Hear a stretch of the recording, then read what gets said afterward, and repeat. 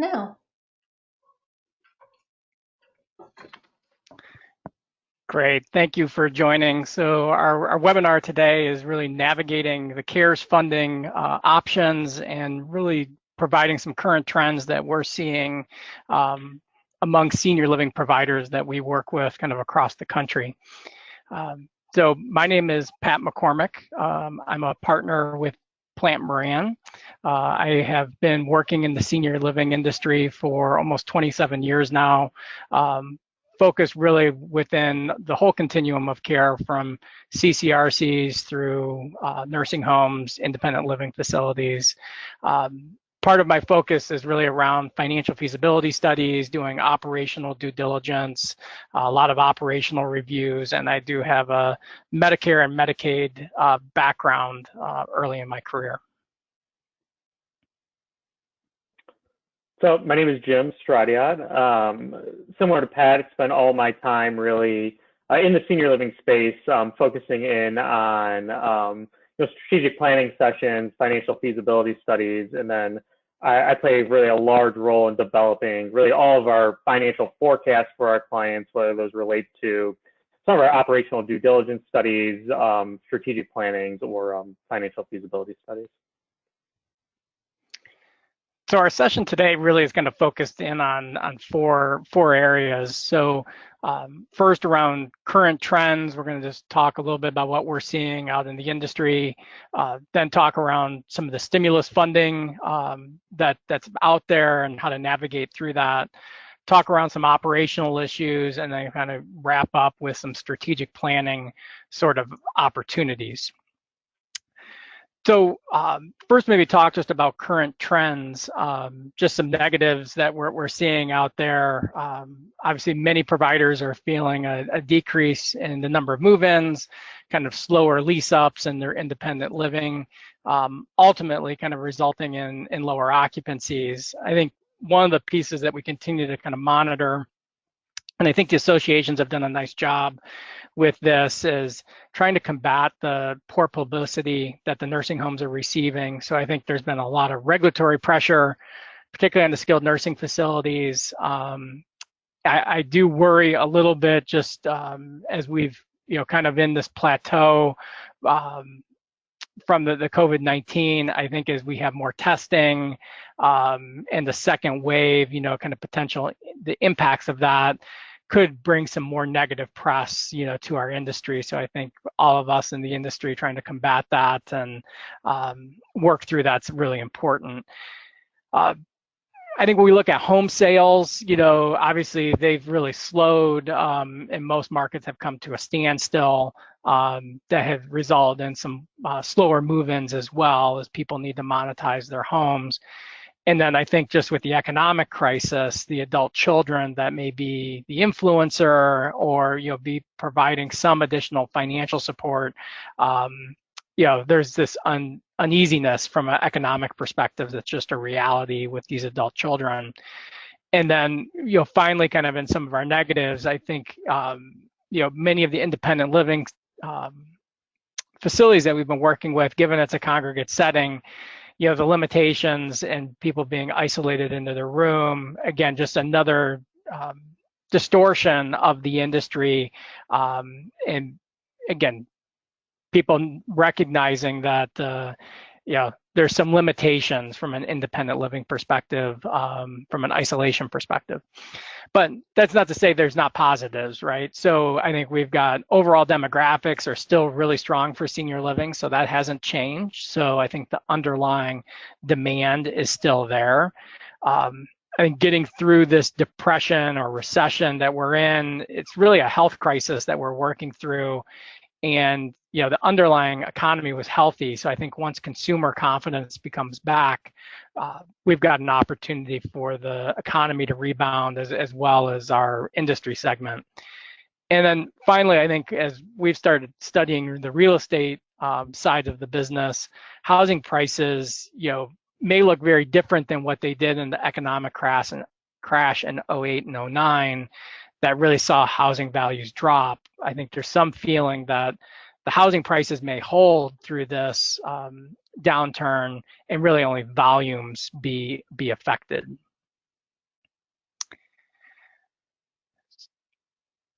So this information, the National Investment Center has been sending out surveys on a weekly basis to really gain some insight on what's happening from an occupancy perspective. And this is just a summary of those surveys and looking at it from the current to 1 month prior. And no surprise here, if you look to the far right, the nursing facilities have really seen the most abrupt change. So 79% of the skilled nursing facilities surveyed saw a decrease in occupancy, with then really kind of a small, just having no change or some slight increases. You contrast that to the assisted living providers, a full kind of 10% lower, with almost a quarter of the facilities experiencing no change in occupancy. And I think, as we've started working with different providers, I think some of this has been, in the past when an illness may have come about, and you interacted with the physician, you may have sent them to the hospital. I think as the hospitals have really wanted to keep, particularly our elderly population away, unless completely necessary, now you've done more clinical protocols within your building, kept that person there. So acuity's gone up. I think some stress within your staff has gone up. But the bright side of this is you've kept this person safe within their home, and occupancy, has stabilized a little bit from that perspective. So I think we expect, much like this is showing kind of a decline in census, there's just some reality to the situation.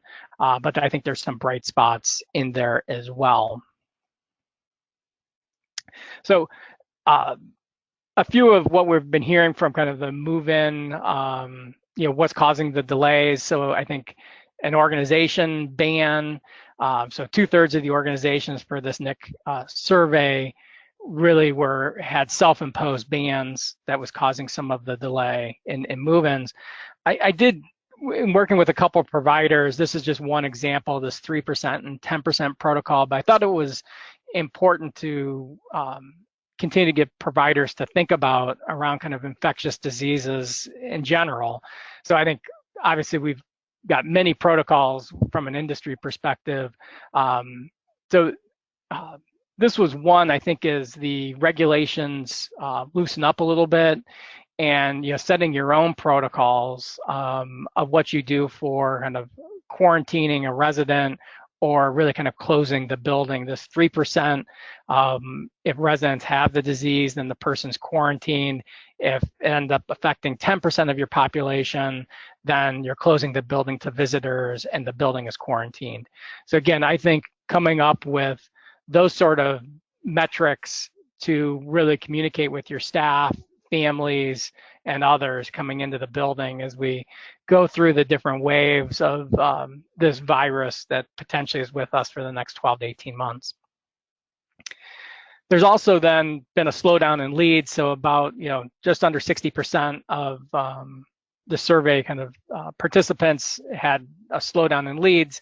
No surprise there. I think one of the things we're hearing among many organizations is, if you do have a move-in, they're requiring a 14-day isolation of that person before they would move in, and then another 14-day quarantine upon admission. So you've got really kind of this month-long quarantine to really kind of control the virus or the spread of the virus within your building. And then again, I think residents or family concerns, just roughly half of the organizations, continue to hear that as a concern.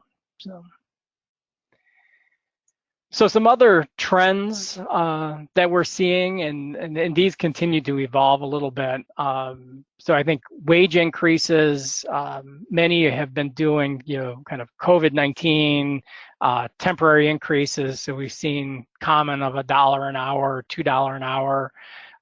We've also seen bonuses. You can call them what you want, hero bonuses, or I think there's lots of terminology out there. I have seen some providers, as COVID comes into their building, we're working with a provider that just yesterday implemented a $5 an hour additional wage increase for anybody that would be directly working with a COVID-19 resident in their building.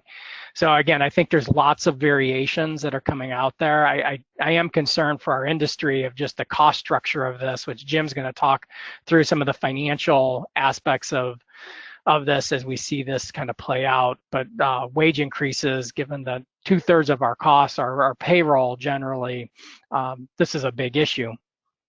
The second trend in here is, really kind of the kind of stockpiling now as PPE is becoming a little bit more available, working through that, all the regulatory kind of cleaning costs related to keeping our buildings sanitary.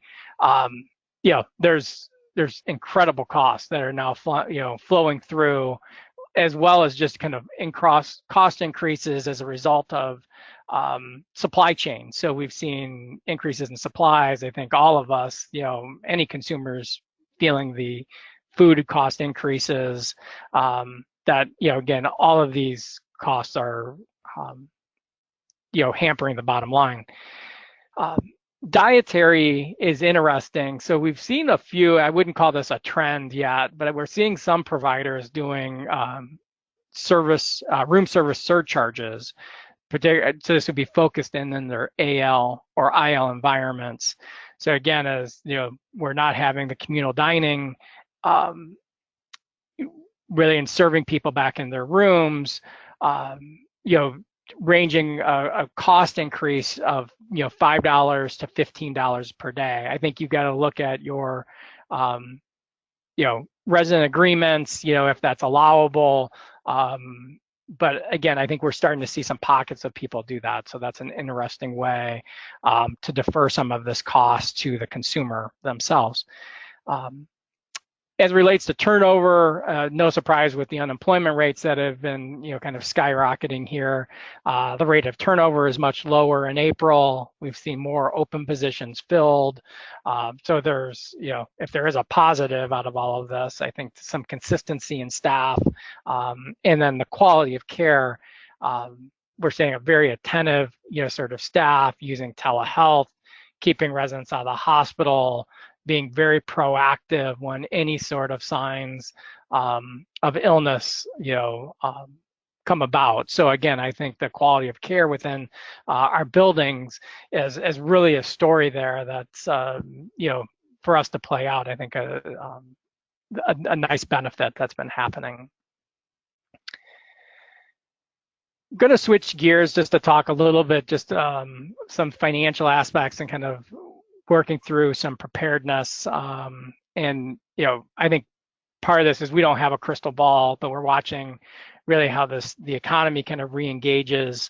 I think, many have described this as, from a healthcare term, kind of a rehabilitation process. So there's, some immediate benefit as, our locales start to open, and then, really probably a slow climb as consumer confidence increases. And I think there's just some reality of job loss that's out there. So the manufacturing construction side of the business, already has many social distancing because of all the automation that's taken place in some of those aspects. Is restarting faster. I think the service industries, the restaurants, I think any of those kind of components with social intimacy, as the new protocols kind of come out, there's just, consumers need to embrace them. I think the businesses, will need to figure out, can they make it economically in this kind of new normal for them. And then I think some general businesses out there are sacrificing efficiency to, continue to kind of work from home, staggering their workforce. I think is, luckily we're near the end of the school year from that perspective. But I think as we look at the fall and what happens on that side, we'll have another kind of ripple impact of how the economy kind of re-engages. And ultimately, I think until there's a vaccine, we probably won't get to 100% engaged in economy just related to consumer confidence. There was an interesting, on this next slide here, a Harvard study that was put out a month ago that talked about some of the patterns of the coronavirus, and really this social distancing that we've all been doing, creating kind of this additional surge in the fall. And again, I think there's been a lot of press around kind of the secondary surge and what happens as the economy kind of gets re-engaged. So I think that's a critical component, and how we work with our seniors as well, and new admissions. I think the protocols are pretty fluid and continue to change a little bit. The seasonality of this virus, I think, is going to be important, and really what happens in those fall kind of winter months. And then, I think all of us are, wearing masks, and the social distancing is just kind of a new norm that's, kind of going across the country. But the Harvard study that's in this journal Science is an interesting read. So as we think about kind of overall, we're kind of looking at 4 phases as it relates to kind of our stage of where we've been and kind of where we're going. So the first is, kind of this respond, which we were in, I would say, in the month of March, just getting kind of the workforce, technology, protocols, and then it very quickly got into this phase 2, this resiliency, which is this whole cash management challenges and working through the stimulus, programs. By and large, I think most providers are in what we call a restart, recognizing that nothing ever stopped for this industry, but I think really looking at what this new normal looks like. So, by and large, you're still working through the crisis, but I think a forward-looking lens to, as things stabilize in your building, or if you've been lucky enough to keep COVID out of your building, what does the new normal procedures and staffing levels look like from that perspective? And then ultimately, as we have a chance to reflect on this, being ready for the next disruption, for whatever that may be. So the next 2 slides, we're going to take you through just some of the stimulus package, some of the funding that's available out there, and you may or may not have already captured these. So the first is, from a Medicare rate perspective, the sequestration stopped on May 1st. So there was a 2% withholding of all Medicare payments. That has stopped really with services from May 1st through the end of December. All likelihood, probably some extension of that within one of these stimulus bills as we work through some of those items. Many providers took advantage, depending on your Medicare volume, accelerated advance payments. So that's almost like a free working capital line based on your volume. That program was suspended on April 26th. There was such a, particularly on the hospital side, so many providers that took advantage of that just to increase cash flow on the immediate side. One of the other earlier kind of stimulus items that came through was the federal matching that increased 6.2% across the state Medicaid programs. Within that language, it left the administration of those funds at the state level. So some states, had a flow through to Medicaid providers. Other states really held on to that money to cover some of their other budgetary shortfalls. I think if you were to look at the current stimulus package that's being proposed in the House, it's really doubling that amount to provide some more relief back at the state level. Probably what's gotten the most press has been the small business, the Paycheck Protection Program. So those were really available for businesses with 500 or fewer employees, or you had some revenue limitations of about $30 million. This had the providing coverage for 8 weeks of payroll. I think there's been more press because the language was so loose in the very beginning, where providers got money, maybe didn't meet all the qualifications, and so there's kind of an amnesty sort of period that expires today, and we've seen some providers pay back some of that money because they don't meet all the requirements. So that's, if you've got any SBA funding, I think continue to look at. There's a frequently asked questions on the Department of the Treasury's website on this, that just to make sure you meet all the qualifications as you kind of process those loans. The other components, so there's a deferral of the FICA tax, so the 6.2% tax on wages, that half of that deferral gets paid at the end of December of 2021, and then the other 50% of 2022. So that really provides some additional cash flow.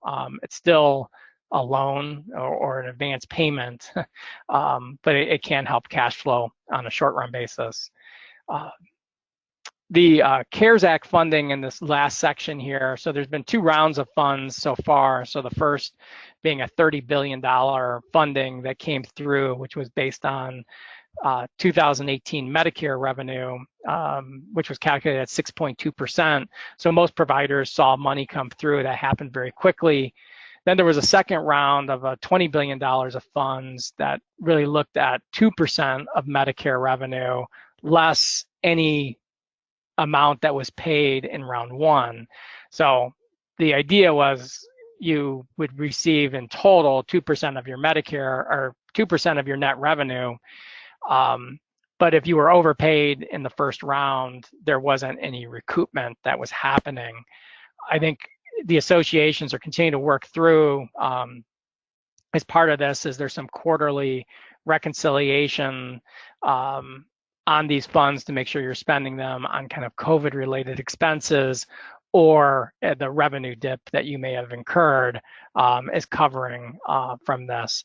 There's still $100 billion of funds to be distributed, and then there's also, I think, in the next stimulus package that's being negotiated, more funding coming through for healthcare providers in there. So, and again, these have some reconciliation components that haven't been highly publicized yet, but will still need to be worked through here over the next 45 days.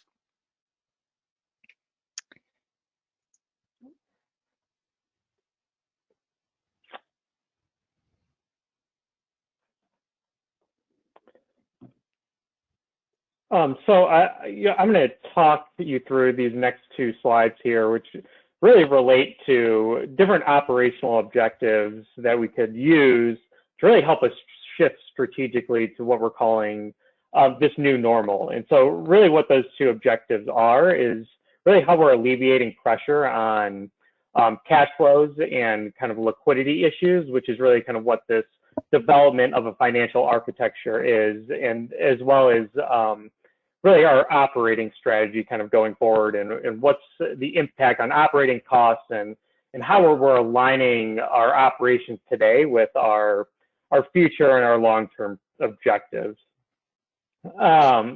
So really what this financial architecture is really just the development of a cash management strategy, as well as kind of developing different reporting mechanisms to help track expenses and COVID-related cash inflows as well as outflows.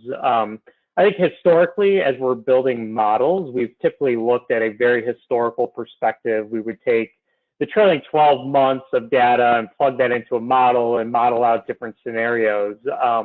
I think how we've been modeling recently has changed pretty dramatically, just due to the fluidity of the situation. And so being able to use current and real-time data in our models has become more important than ever before. And so as we're developing these scenarios, we want to make sure that they're kind of encompassing multiple eventualities across kind of multiple time horizons. And so really what that means is as we're developing models today, we're not just going from point A to kind of point Z, or point A to B, we're really modeling out different scenarios within each scenario. And so we're kind of setting our baseline, understanding where we're at today, maybe where we could be in the short term over the summer months if we experience some improvement in census, and then maybe some decline again in census or increase in operating costs again in the fall if there's a potential resurgence of the virus. And so that's really what that means, is kind of capturing multiple time horizons within one scenario, but then also modeling multiple scenarios. So, we also, I think, is very important as we're developing this kind of financial architecture, is just understanding kind of these second order impacts within our organization. And so really what that means is, we have the experience of dealing with COVID, either within our building or maybe keeping it out of our building. Really what these second order impacts of the virus are additional costs as it relates to PP&E and keeping our workers and our residents safe, and some of the wage increases that Pat had discussed on some of our direct care staff, and are those going to be potential long-term increases, or are those kind of just short-term bumps, kind of here in the here and now, as well as potential census declines and labor shortages as well. So, as we're building out multiple scenarios, our goal is to really just walk through one scenario at a time, and then developing our strategies for those scenarios should that particular scenario kind of come to pass. And so each scenario should really have the ability to both monitor liquidity, track your COVID-related expenses and those related either revenue inflows or your potential revenue losses that can be tied back to COVID as well. And so modeling those scenarios and then stress testing them against the financials becomes very important. And then, I think just due to the fluidity of the situation, we need to kind of constantly be recalibrating our scenarios. And so that doesn't mean we need to recalibrate them every day, but I think at least kind of monthly updating these scenarios for our current status will help us better realign to where we need to kind of go in the short term as well as the long term. And so, the overall goal, and I think the overall kind of our overarching theme is that, we don't need to decide what scenario is most likely going to happen and kind of commit ourselves to that path, but we really just want to kind of explore what's even possible in where we think we could potentially swing to, and to make sure that we have a plan for anything that looks plausible. So that way, as we can kind of identify certain trigger points in our models. So, if a scenario does come to pass, we have a plan for how we're going to execute, and we're not kind of caught with our tail between our legs. As we, I think a lot of organizations, or a handful of organizations, will kind of be caught in this cash management stage, and that will be really all that they're focused on in the short term, because cash and liquidity will be such a they don't have the cash reserves to kind of manage the day-to-day. But I think a lot of other organizations that may be kind of making their way through the situation, or kind of lost in the woods, for lack of a better term, really have the opportunity to step back and ensure that their organization is kind of positioned to operate in this new normal. And so I think that none of us really know what that new normal is going to look like as we make our way out of the woods. But I think one thing that is for sure is that, the normal of tomorrow is not going to look like it did a couple months ago. And so January 2020 looks nothing like what the future normal may look like. And so we need to make sure that we're positioning ourselves to operate in that new normal and to emerge into that new normal successfully. And so what we've kind of outlined on this slide is our kind of our overall strategy for how we're aligning operations to make sure that we're successful. And so the first kind of step here is just to set the baseline. And so we want to set our baseline of historical operations. So, whether that be last year, or whether it be January or February of this year, we want to understand where we are operating at historically in relation to different benchmarks, and to try to understand where certain operational inefficiencies may have been, just to kind of understand where our position is both with the marketplace and where our staffing levels were at, and maybe where there may be some opportunity to capture some efficiencies in the future. Once we understand our historical baseline, we can kind of determine where we're currently at. And so, where has COVID-19 put us today? Where are our benchmarks at? Have we been able to adjust operations to maybe census declines and our declining Medicare volumes? And so understanding where our current state is, and the potential impacts of our historical inefficiencies on the new normal. And so I think it's very likely that operational inefficiencies from yesterday may have been hidden by some of our short-term rehab volume in some of our buildings. But as that short-term rehab volume maybe went away, those operational inefficiencies can compound pretty rapidly under today's circumstances. And so being able to capture those inefficiencies and then eliminate as many of them as we can becomes imperative kind of operating in the future.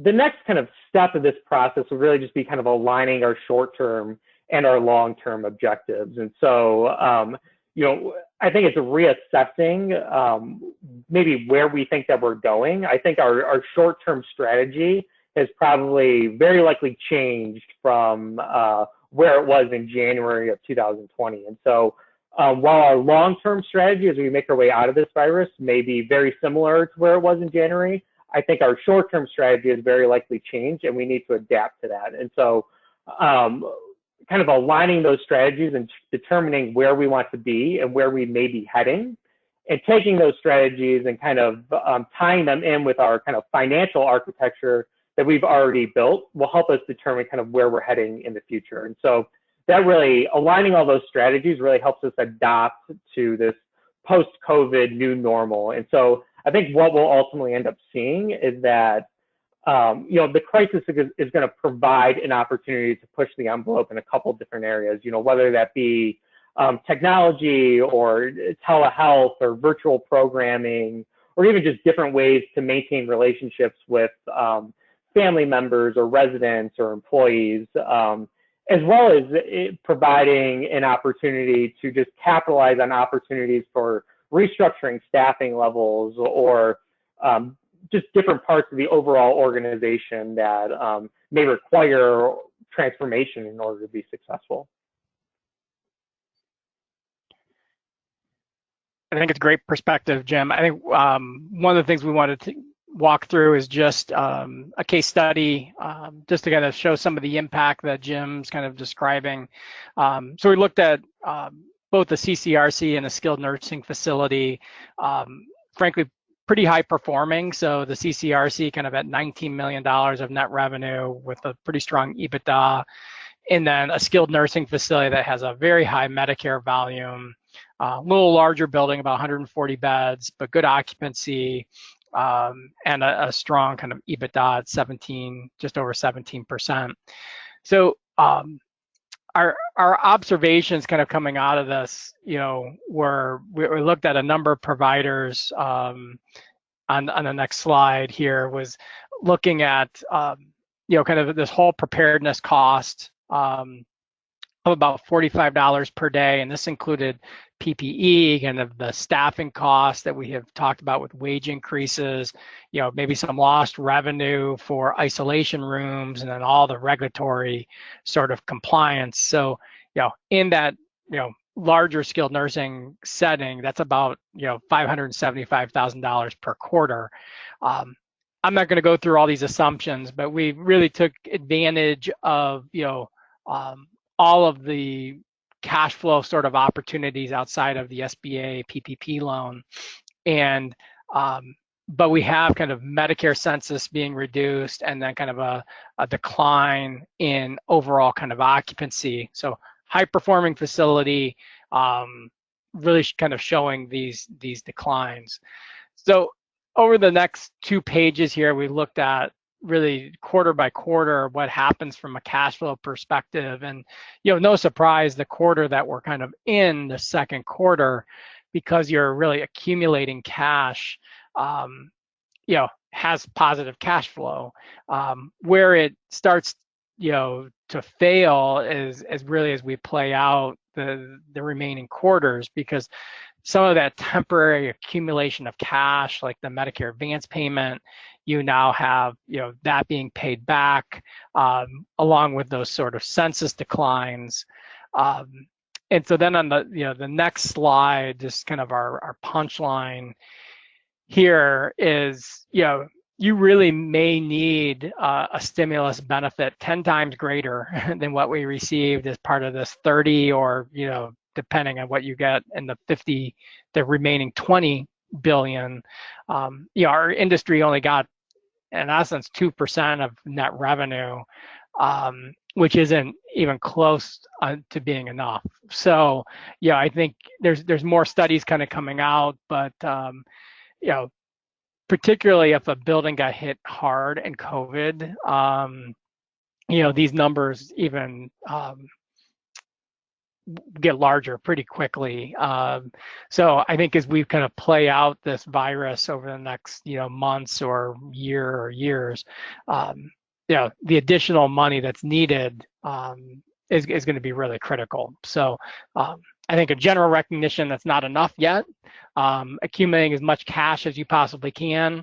I think, as Jim's kind of saying out, let's playing out all these scenarios so you understand kind of those critical points where you may need additional bank support, or just funding from an advocacy perspective is going to be really important. So we're going to switch gears on these next couple slides. One is within Plante Moran, we've got a very large financial advisory group that has about $15 billion of assets under management. And that group really did a study on rebalancing your portfolio. So I think part of the takeaway here is, whoever your investment advisor is on your investments, taking a look at how they're continuing to rebalance your portfolio is important. So this study they did looked at a period of 2007 to the end of 2009 through the last economic downturn, and what happens, how you rebalance your portfolio, what does it do to your returns? So obviously, if you do nothing, it has no impact. If you just did a monthly rebalance, so in essence, say we're not going to play anything with timing, and we're going to just monthly reallocate. If we were a 50-50 split between bonds and equities, we're going to rebalance at the end of the month. That actually had a negative return by doing it that way. If we did it on a quarterly basis, it was slightly positive. But if you got more disciplined and said, if we saw a increase or decrease of 5%, regardless of the time of the month, we rebalance at that plus or minus 5%. It actually ended up with a 1.53% stronger return by doing it that way. So again, I think just the point here is ask the question and understand how you're rebalancing. And I think engaging in that conversation can be really important and help some of those investment returns as we work through this crisis here. Some other kind of preparedness sort of items that we're seeing. So I think Jim alluded to this just from a technology and IT infrastructure. There's more wireless connections that are happening in many buildings. And I think particularly as we move into a virtual programming sort of environment and try to combat kind of the isolation that many of our residents are feeling, it continues to put more strain on the IT infrastructure. So kind of working through that. And then really kind of controlling access and security. So I think, as we try to manage who's in and out of the building, understanding the security features that you have in your building is important. one of the things Jim and I have worked a lot on is these private rooms. So I think, yeah, there can be a very much a kind of a natural, particularly in a skilled nursing environment, to just say we're going to convert, our existing building to all private rooms. I think without a really good game plan, that can be dangerous because there's a lot of fixed cost within the buildings. And I think really working through staffing levels and understanding what that means when you have that sort of reduction in revenue is really important. I'm going to skip just to talk about kind of the COVID-19 units kind of along those lines. So I think as we go through those, I think understand what sort of transitional care units or isolation rooms that you have, and then really kind of documenting the best practices to understand how you staff those, cost structure, supplies, and all of that are become really critical. The last piece on this slide too is I think, unfortunately, the environment that we're living in, just from a legal exposure, we've got a lot of deaths related or, with our comorbidities that are in with many of our residents, we have a lot of deaths. And then the CDC has recently released that there's about 380,000 deaths in long-term care just from infections outside of COVID. I think the lawyers out there, unfortunately, see this as an opportunity for lawsuits, and I think there's some push to provide some limit our exposure along those ways. So I think we saw almost 1,000 lawsuits that have been provided related to COVID related activities so far across the nation. So that's something that we'll need to continue to watch for and play out here. On the next slide, just from a cybersecurity perspective, I'm not going to read through or talk about all of these, but I think understanding kind of your network access, and I think as residents and families are accessing, there's all sorts of new scams that are happening, and friendship scams and spoofed emails, and I think we've heard a lot about Zoom meetings with unwanted guests there, but I think really looking through all of your access points and how people are using it, and those providers that are gaining access to your site, make sure you understand their security provisions. So just to give perspective, so just within Plante Moran, we've seen since mid-March our cyber attacks go up 650%. So I think part of this is has become a hotbed of issues, and we've got a vulnerable kind of population from a cyber perspective as well. So understanding and making sure you're doing kind of proper tests within your IT environment is important as well here. I'm going to quickly just go through just some strategic opportunities here. I think as we look at kind of the downturn, I always like to look what happened in 08 and 09 and how we recovered out of this. So this was a slide that's produced by the National Investment Center, NIC. And if you look to the far left, you see these blue and orange bars that kind of go along this bottom. So you see predominantly blue bars kind of in this 08, 09 sort of period. And this is inventory growth of senior housing. And you see the orange bars, which really represent people moving in or absorption.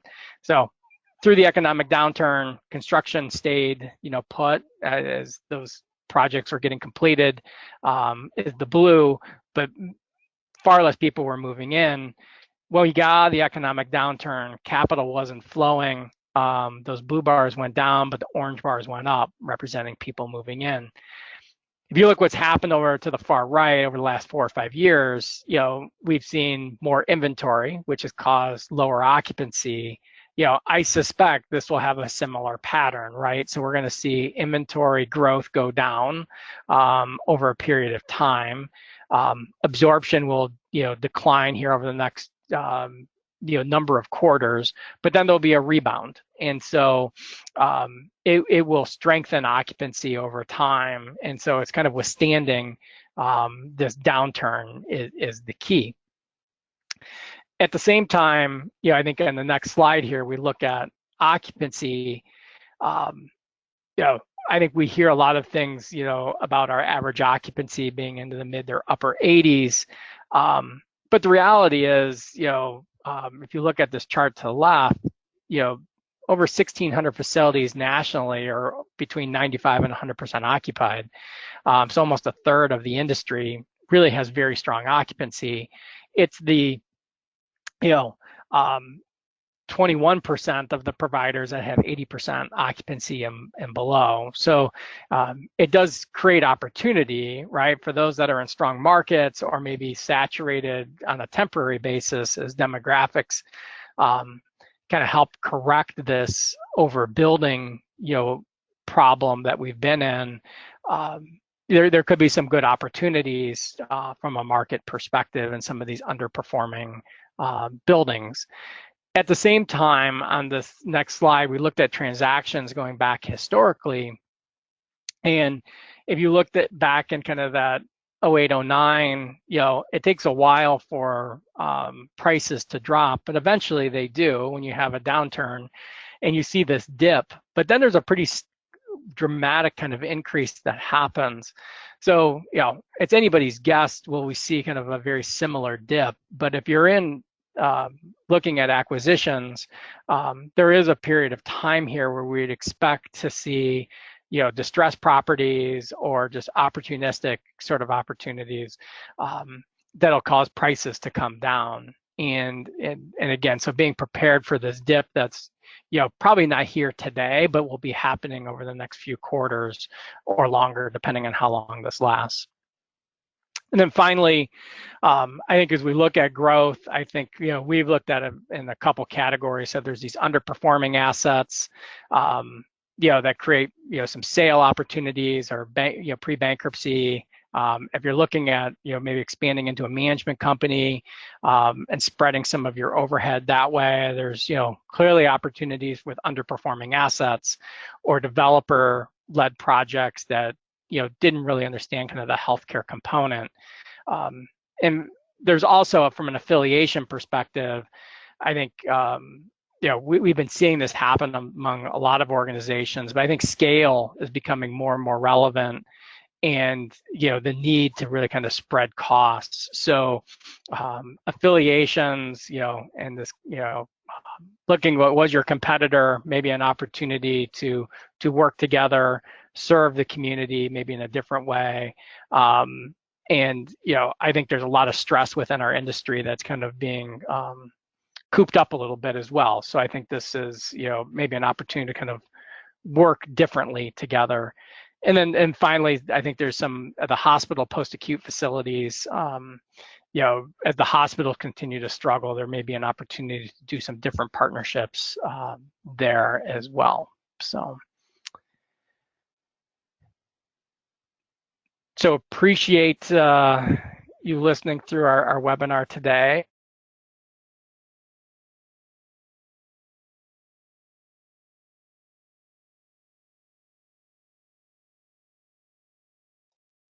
I don't see any questions. Well, I'll ask a quick question. There's a lot of pressure being the only participant in this today. Yes. Try to make it a good one. Well, first of all, everything in the presentation hits very close to home. I think, we're experiencing pretty much everything you touched upon today. My question is about the Provider Relief Fund.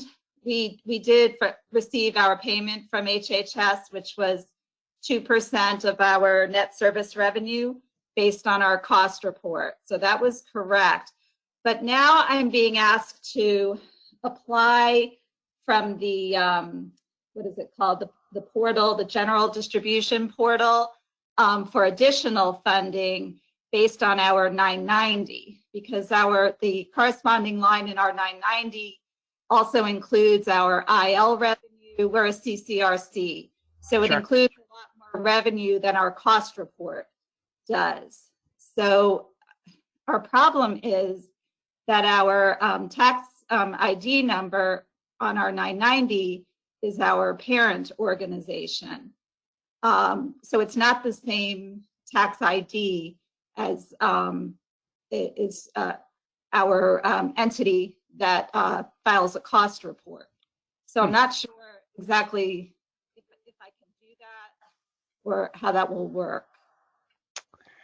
Yeah, I know some of our tax specialists have been working through that. You're not the only provider that's had that. I'd be glad to follow up with one of our tax specialists that have been working through that, just to give you some feedback on that component. So. Right, because it seems a little unusual because our parent company, we're the only subsidiary. It's just a one subsidiary. It's our foundation. That's our parent company, and that's just how we're structured. That's who files the 990. So I noticed in all the FAQs that if it's the parent company that is the filer of the cost report, then they can submit, but we're kind of the other way around. So I don't know, when I go on the portal, it just seems a little like square pegs. It doesn't seem to work. Yeah. Right. Yeah, I have your email in the registrations. I'll work with Paula, and then we'll get you some feedback based on what we've learned Okay. through working through that. So. Okay, that would be great. Well, thanks for listening today. Thank you. Thank you. Jim, I appreciate it so much.